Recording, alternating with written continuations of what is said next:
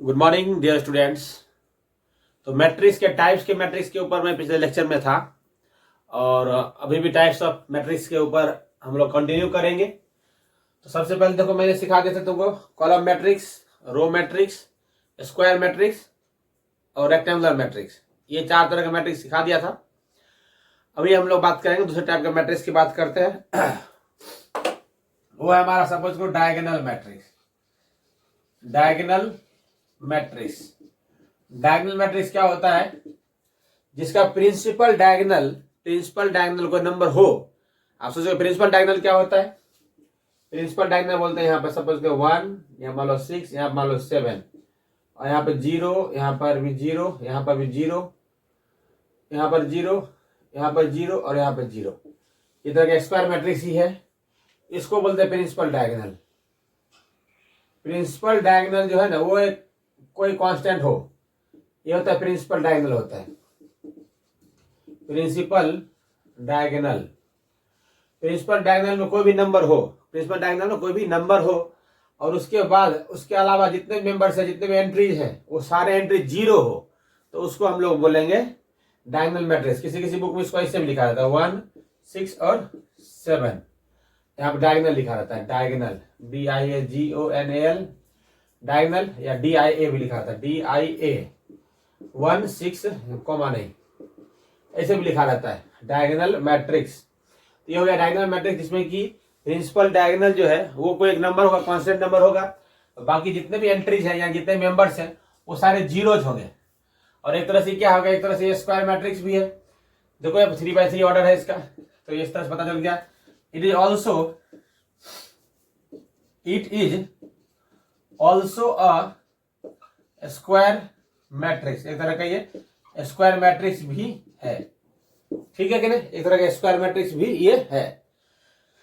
ये हो गया हमारा डायगोनल मैट्रिक्स। अगर हम बात करेंगे यूनिट मैट्रिक्स, यूनिट मैट्रिक्स, या इसका एक और नाम है आइडेंटिटी मैट्रिक्स। और आइडेंटिटी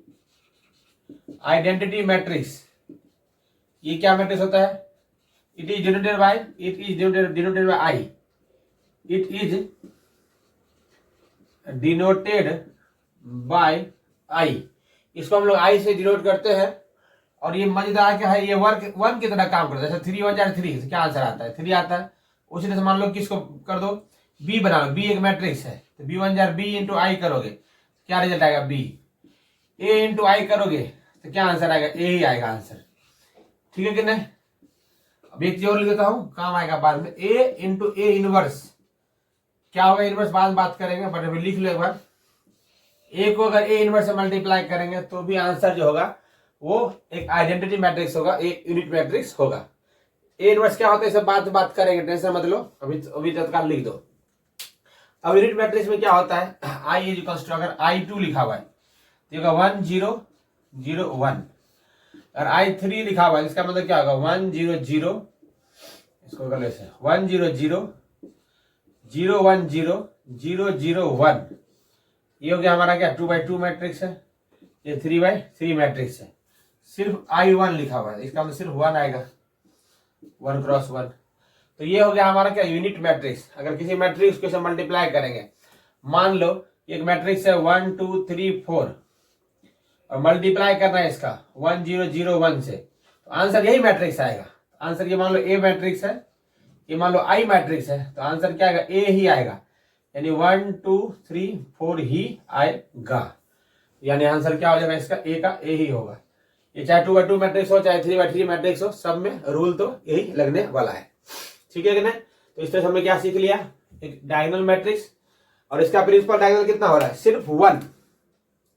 जिसका प्रिंसिपल डायगोनल है वो सिर्फ 1 होगा, 1 के अलावा कोई भी नंबर नहीं होगा। जिसका प्रिंसिपल डायगोनल है वो सिर्फ 1 होना चाहिए, 1 के अलावा कोई भी नंबर नहीं होना चाहिए, एग्जैक्ट 1 ही होना चाहिए। तो उसको बोलेंगे हम लोग यूनिट मैट्रिक्स या फिर आइडेंटिटी मैट्रिक्स। और डिनोटेड बाय करता I से डिनोट करते हैं। अब एक और आता है स्केलर मैट्रिक्स। अगर उसकी बात करें हम, और ये भी देखा क्या होगा, ये ऑल्सो जो है एक स्क्वायर मैट्रिक्स है। तो identity matrix is also an square matrix, ये लिख लेना। Identity matrix is also an square matrix. जो बच्चा शुरू में नहीं पढ़ा होगा उसके लिए भी फायदा है कि यहाँ पर जिसका छूट गया होगा उसको इस वीडियो से क्या सीधा फायदा मिलेगा। अब हमारा क्या है, scalar matrix, SCALAR, scalar matrix. Scalar matrix में क्या होता है कि प्रिंसिपल डायगोनल जो है ना वो एक कांस्टेंट नंबर होता है, जैसे कि KI के रूप में होता है, KI के रूप में, KI2 लिखा हुआ है तो मतलब क्या होगा K00K, KI3 लिखा हुआ है तो इसका मतलब क्या आ जाएगा K00K00K। ये जो है एक तरह का, ये क्या है, स्केलर मैट्रिक्स है। और ये भी देखो, ये भी एक स्क्वायर मैट्रिक्स है, ये भी एक स्क्वायर मैट्रिक्स है। और यहाँ पर कोई नंबर, यानी कि ये जो नंबर होना चाहिए कोई कांस्टेंट नंबर होना चाहिए, वो फिक्स एक ही नंबर होना चाहिए। यूं समझ लो कि 2I3 लिखा हुआ है तो क्या आंसर लिखोगे, 2000020, ये हो गया 2I2। अब मान लो कि 3I2 लिखना है तो क्या लिखोगे, 3003। तो ये भी एक तरह का क्या हो गया, ये भी क्या है, एक तरह का स्क्वायर मैट्रिक्स है। It is also a square, एक तरह का ये स्क्वायर मैट्रिक्स भी है। और यहां से हो गया हमारे पास, यहां से हो गया ये 2x2 मैट्रिक्स है, ये 3x3 मैट्रिक्स है। इसका मतलब क्या बताता है, इसका ऑर्डर बताता है। ये क्या बताता है, इसका नंबर ऑफ रो बताता है। ये क्या बताता है, नंबर ऑफ कॉलम बताता है। इसमें इतने रो है और इसमें या नंबर ऑफ लिख दो, नंबर ऑफ रो, ये नंबर ऑफ रो बताता है और नंबर ऑफ कॉलम बताता है। और अंदर में अगर रहेगा AIJ लिखा रहेगा, अगर अंदर में रहेगा AIJ तो अंदर वाले चीज को बताएगा। जैसे कि सपोज करो ये फर्स्ट रो फर्स्ट कॉलम है तो मैंने बताया था उस दिन A11, इन जनरल लिखना है इसको I से डिनोट करते हैं और इसको J से डिनोट करते हैं। देख लो यहाँ पर, इसको I से डिनोट करते हैं, I, इसको I से डिनोट करते हैं और इसको J से डिनोट करते हैं, इसको अंदर वाले को। और बाहर में जब कैपिटल लेटर में यहाँ पे तो ये ऑर्डर डिनोट करता है। ये आइडेंटिटी बताता है, मेंबर को बताता है कि इसकी कौन सा मेंबर है। समझ में आ गया। पूछेगा क्या कि कुछ भी पूछ सकता है कि I332 क्या है, थर्ड रो, यहाँ पर I तुम्हारा 3 हो गया और J तुम्हारा 2 हो गया। तो इसका मतलब थर्ड रो और सेकेंड कॉलम, तो फर्स्ट सेकेंड थर्ड रो और second column, third row second column, यानी ये नंबर है, इसके बारे में पूछ रहा है। तो इस तरह से हमने देखा क्या, जो 3 तरह के स्क्वायर मैट्रिक्स हैं उनके नेचर मैच कर जा रहे हैं। स्क्वायर मैट्रिक्स 3 तरह के मैंने भी बताया, स्क्वायर मैट्रिक्स अभी बताया 3 तरह का बताया। एक बताया SID, मतलब S का मतलब हो गया scalar matrix, scalar matrix. I का मतलब हो गया identity matrix, identity matrix. D का मतलब हो गया डायगोनल मैट्रिक्स। अभी ये 3 मैट्रिक्स के बारे में आपको मैंने बताया और तीनों के तीनों ये स्क्वायर मैट्रिक्स ही है और इनका नेचर लगभग मैच करता जाता है। एग्जैक्ट तो मैच नहीं करता है बट हल्का हल्का मैच करता है। और इसमें ये 1-1 नहीं होना चाहिए। अगर ये 1-1 हो जाएगा प्रिंसिपल डायगोनल, इसको बोलते हैं प्रिंसिपल डायगोनल, इसको बोलते हैं हम लोग प्रिंसिपल डायगोनल बोलते हैं। ये कभी 1-1 नहीं होना चाहिए। 1-1 होगा तो क्या हो जाएगा, उस चक्कर में हो जाएगा आइडेंटिटी मैट्रिक्स हो जाएगा। ठीक है क्या। यहाँ पे मैंने आपको 3 मैट्रिक्स डिस्कशन कर दिया, स्केलर, आइडेंटिटी और डायगोनल मैट्रिक्स का डिस्कशन कर दिया है। अब इसको कर देता हूं। अब आता है अपर ट्रायंगुलर मैट्रिक्स और लोअर ट्रायंगुलर मैट्रिक्स। वो क्या होता है, देखो ये पढ़ाने का क्या फायदा है, मैट्रिक्स और डिटरमिनेंट दोनों में मिलता जुलता कॉन्सेप्ट है और ये दो चैप्टर एक साथ कवर हो जाएंगे। मैट्रिक्स और डिटरमिनेंट दोनों मिलता जुलता है और 2 चैप्टर कवर हो जाएगा तो उसके फायदा रहेगा। और ये आसान है, भारी नहीं, सिंपल है, तो बोर्ड में जो है काम आएगा। अब आते हैं हम लोग क्या है, upper triangular matrix, upper triangular matrix. दूसरा है लोअर ट्रायंगुलर मैट्रिक्स। अब अपर ट्रायंगुलर मैट्रिक्स क्या होता है, लोअर ट्रायंगुलर मैट्रिक्स क्या होता है, ये भी एक स्क्वायर मैट्रिक्स होता है। यानी ज्यादा केस में तो सब स्क्वायर मैट्रिक्स होता है। रो मैट्रिक्स, डायगोनल मैट्रिक्स और रेक्टेंगुलर मैट्रिक्स, रो मैट्रिक्स और कॉलम मैट्रिक्स, यही स्क्वायर होते हैं। बाकी लगभग सब स्क्वायर मैट्रिक्स ही होते हैं। रेक्टेंगुलर मैट्रिक्स तो नहीं होगा, नाम से पता चलता है। अब अपर ट्रायंगुलर मैट्रिक्स मतलब क्या रहेगा, अपर ट्रायंगुलर मैट्रिक्स मतलब ये ऐसा देखो, यहाँ से इस पोजीशन के ऊपर आपको कोई कांस्टेंट लिखना है, और इस पोजीशन के ऊपर आपको, यहां पे कलर चेंज करता हूं पता चलेगा, इस पोजीशन के ऊपर आपको 0 लिखना है। ये हो गया अपर ट्रायंगुलर मैट्रिक्स। इसको हटा करके आप यहाँ लिख दो, कोई नंबर लिख दो 1, कोई भी नंबर लिख दो 5, कोई भी नंबर लिख दो 8, नेगेटिव लिख सकते हो -9, कुछ भी लिख सकते हो 6, यहाँ लिख दो 7, और ये हो गया हमारा अपर ट्रायंगुलर मैट्रिक्स तैयार हो गया। अपर ट्रायंगुलर मैट्रिक्स हो गया तैयार। पता चला अपर ट्रायंगुलर मैट्रिक्स कैसे होता है, जहां पर ये 0 होता है। अपर ट्रायंगुलर मैट्रिक्स ऊपर ही होगा, नीचे वाला तो होगा 0। ये साइन नहीं लगाना, समझाने के लिए बताया। ये 0 है, ये केमिस्ट्री का बॉन्ड मत समझ लेना, यहाँ पे ये अल्फा बॉन्ड बीटा बॉन्ड बन गया, ये 0 है, 0। ठीक है कि नहीं। ये हो गया अपर ट्रायंगुलर मैट्रिक्स। सिमिलरली क्या होगा लोअर ट्रायंगुलर मैट्रिक्स, यहां से ये बना दो लोअर ट्रायंगुलर मैट्रिक्स में ये और ये और ये और ये और ये, इसके ऊपर कोई कांस्टेंट नंबर होगा, और जो बाकी पोजीशन पे है, जो दूसरा पोजीशन पे है, वो हो जाएगा क्या 0 होगा। इस पोजीशन में 0, इस पोजीशन में 0, इस पोजीशन में 0। यहाँ लिख दो मान लो 8, यहाँ लिख दो -9, कुछ भी लिख सकते हो, कोई भी नंबर लिख सकते हो, मान लो -9, ये मान लो लिख दो 6, ये लिख दो 7, ये लिख दो 5, कुछ भी लिख दो। ये हो गया हमारा क्या हो गया लोअर, और यहाँ भी कोई नंबर ले लो 10 लिख दो। ये हो गया हमारा लोअर ट्रायंगुलर मैट्रिक्स, और ये हो गया अपर ट्रायंगुलर मैट्रिक्स। समझा दिया मैंने कैसे लिखते हैं, ये हो गया हमारा क्लियर। दूसरा आता है नल मैट्रिक्स या जीरो मैट्रिक्स। दूसरा होता है नल मैट्रिक्स, और जीरो मैट्रिक्स। जीरो मैट्रिक्स ये किसी साथ मल्टीप्लाई होगा सबको 0 कर देता है, तो it is denoted by O, it is denoted by O। ये सबको जिसका साथ मल्टीप्लाई होगा उसको खत्म करके 0 कर देता है। O2 लिखा हुआ है, इसका मतलब पता है क्या हो जाएगा, यहाँ 0 0 0 0। देखो केमिस्ट्री होता है तो O2 का मतलब ऑक्सीजन हो जाता है, यहाँ पर मैथमेटिक्स है, O2 का मतलब हो गया नल मैट्रिक्स। ये अगर O3 लिखा हुआ है मतलब क्या हो गया है, इसका मतलब 3/3 ऑर्डर का है, ऐसा होता है। O3 का मतलब ये 0 0 0 0 0 0 0 0 0, ये हो गया इस तरह से। तो इस तरह से हम लोग को ये नल मैट्रिक्स के बारे में बता दिया। O3 यहाँ देखो 2/2 ऑर्डर है, ये O3 यहाँ लिख दो, O3 लिख दो, यहाँ O3 लिख दो, यहाँ पे 3/3 कर लो, तो ज्यादा आसान समझना आसान रहेगा। इस तरह से हो गया हमारा क्या नल मैट्रिक्स, जीरो मैट्रिक्स, या इसको व्हाइट मैट्रिक्स भी कहीं मैंने पढ़ा है, कहीं मैंने इसको ये पढ़ा है, व्हाइट मैट्रिक्स के नाम से भी पढ़ा है, देख सकते हो यहाँ से। तो हमारा अपर ट्रायंगुलर मैट्रिक्स खत्म हो गया, लोअर ट्रायंगुलर मैट्रिक्स खत्म हो गया, और नल मैट्रिक्स हो गया खत्म। अब मैं इसको कर देता हूँ रब। अब आता है स्क्यू मैट्रिक्स और स्क्यू सिमेट्रिक मैट्रिक्स।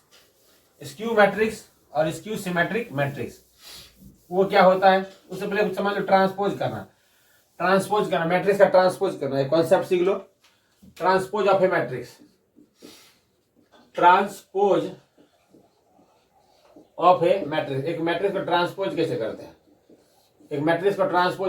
हैं, अगर ए मैट्रिक्स ये है, ए मैट्रिक्स मान लो यहाँ पर ABCDEF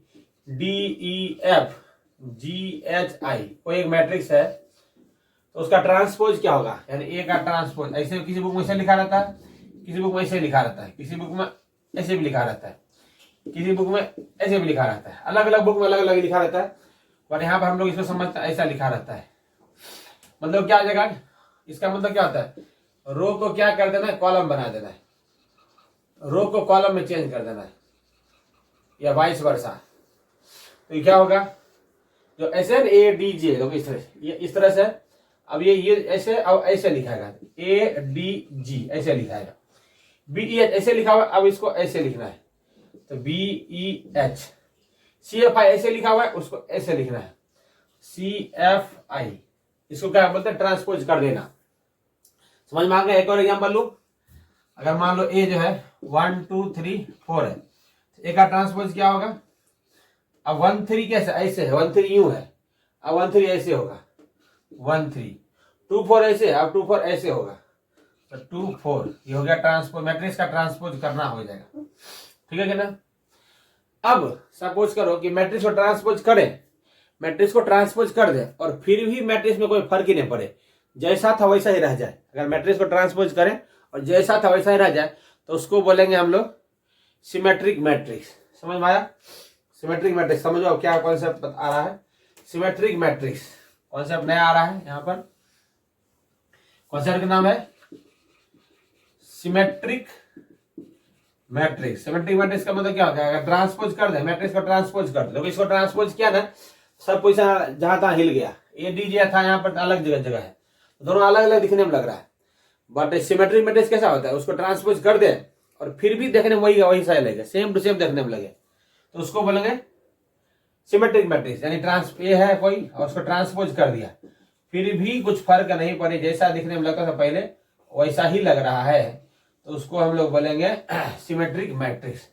तो ऐसा मैट्रिक्स क्या होता है? सपोज करो मान लो एक मैट्रिक्स है यहाँ पर, यहाँ पे एक मैट्रिक्स ले लो A B C, A B C यहाँ लिख दो, यहाँ से बी और सी, ई एफ एफ और यहाँ पे आई कर लो या एच कर लो, एच।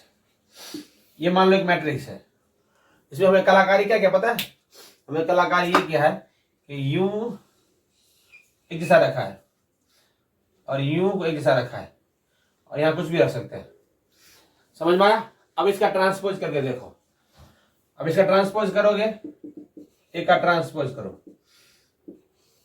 अब जो एबीसी ऐसे है, एबीसी ऐसे है, ऐसे एबीसी, अब एबीसी ऐसे लिखना है, ए बी सी ऐसे लिख दिया। बीई एफ ये वाला बीई एफ ऐसे है, अब हमको बीई एफ ऐसे लिखना है, तो B E F. C F H ऐसे है, अब सी एफ एच को ऐसे लिखना है, तो सी एफ एच। देखो अब ध्यान से देखो, एबीसी मैच हो रहा है, बीई एफ मैच हो रहा है, सी एफ एच मैच। हमने ट्रांसपोज किया था, देखो ट्रांसपोज किया था और ट्रांसपोज करने के बाद भी क्या हो रहा है? ए और ए का ट्रांसपोज दोनों के दोनों बिल्कुल मैच हो रहा है, दोनों के दोनों ट्रांसपोज करने से भी कोई फर्क नहीं हो रहा है। अगर ट्रांसपोज करने से कोई फर्क नहीं पड़ता है तो ऐसे मैट्रिक्स को, इस तरह के मैट्रिक्स को हम बोलते हैं सिमेट्रिक मैट्रिक्स। ऐसा जो मैट्रिक्स है, ये मैट्रिक्स क्या कहलाता है? सिमेट्रिक मैट्रिक्स कहलाता है, कि जिसका ट्रांसपोज करने के बाद भी उसका जो मैट्रिक्स में कोई तब्दीली नहीं आता, उसके एंट्रीज पर, उसके पोजीशन पर, उसके मेंबर के ऊपर कोई भी तब्दीली नहीं आता है, जहां पे जिस पोजीशन पे था वही पोजीशन पकड़ के रहता है, तो उसको बोलेंगे हम लोग सिमेट्रिक मैट्रिक्स। दूसरा आता है skew symmetric matrix. Skew symmetric matrix क्या होता है? फिर स्क्यू सिमेट्रिक मैट्रिक्स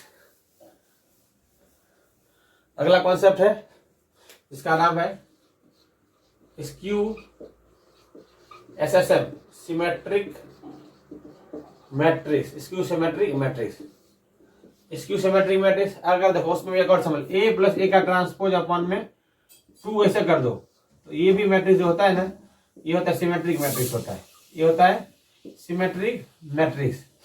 और ए माइनस ए का ट्रांसपोज अपॉन में 2 कर दो, ये बात बताऊंगा मैं, अभी खाली लिख देता हूं, समझ में दिमाग से निकले ना, इसीलिए स्क्यू सिमेट्रिक, इसके बारे में डिस्कशन करूंगा, बाद में बढ़िया डिस्कशन करूंगा, टेंशन मत लो।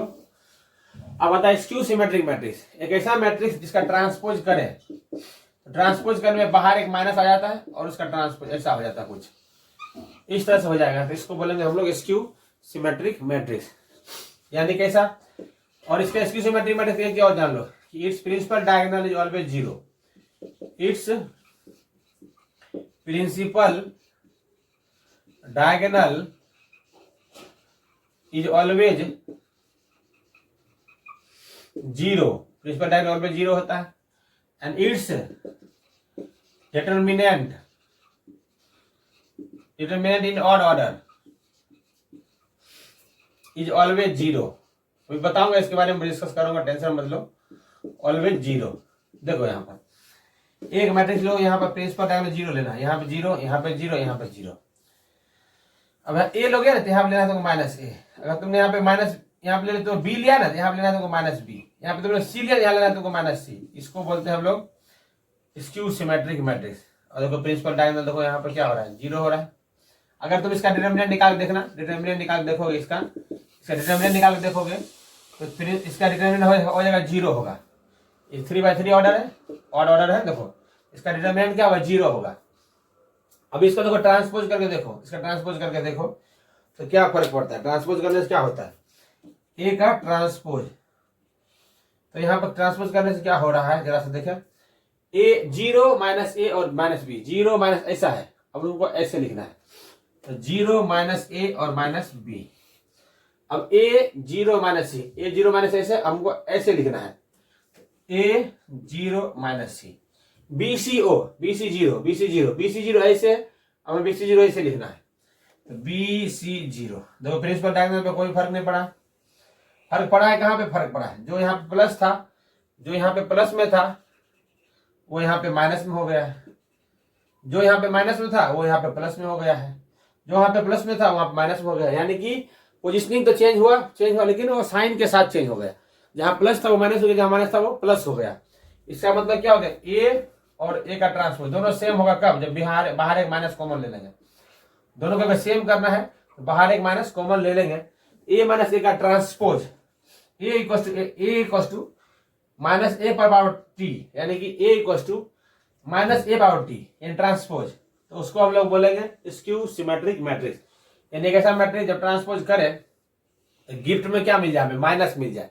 सेम करना होगा, अगर सेम करना चाहोगे सेम तभी होगा जब बाहर एक माइनस ले लोगे कॉमन, तो दोनों मैच हो जाएगा। समझ में आया। इस तरह के मैट्रिक्स को बोलेंगे हम लोग स्क्यू सिमेट्रिक मैट्रिक्स, और इसका डिटरमिनेंट क्या होता है, 0 होता है। तो इसके बाद आज यहीं पर रखते हैं, खत्म करते हैं क्लास, और इसके बाद हम अगले क्लास में मिलेंगे। तब तक के लिए bye bye, see you, Tata.